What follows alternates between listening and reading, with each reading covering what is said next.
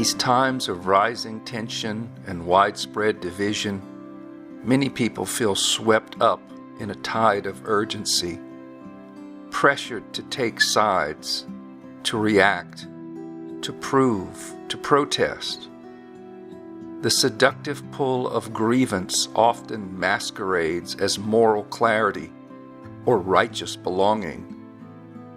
Yet beneath it all lies an ancient human ache, the need to feel seen, heard, and part of something larger. This video is not a call to apathy nor a denial of injustice. It is an invitation to step outside the noise, to examine the cost of constantly fighting and the true nourishment of quiet belonging. What follows is a poetic reflection, gently exploring how one might recognize the spell of grievance for what it is and begin to walk a different path, a path not of withdrawal, but of sacred return, back to the inner heart, where real clarity lives. If you've grown weary of the battlefield, you are not alone. The spell of grievance and the return to quiet belonging. There is a strange comfort in outrage, a familiar pull toward the fire of grievance. It gives the illusion of meaning, of urgency, of unity, a borrowed sense of inclusion, wrapped in the language of us versus them. And behind the raised fists and sharpened words, there is often a deeper ache, an untended wound, calling out not for justice, but for belonging.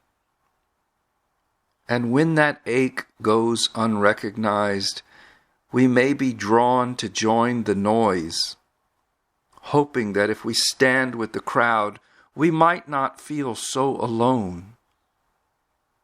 Yet what if we didn't need to carry the wound forward?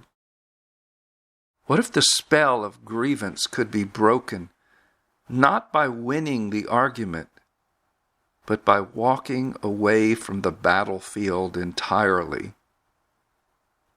There is another way, a quieter revolution, one that doesn't need a side, a slogan, or a scapegoat.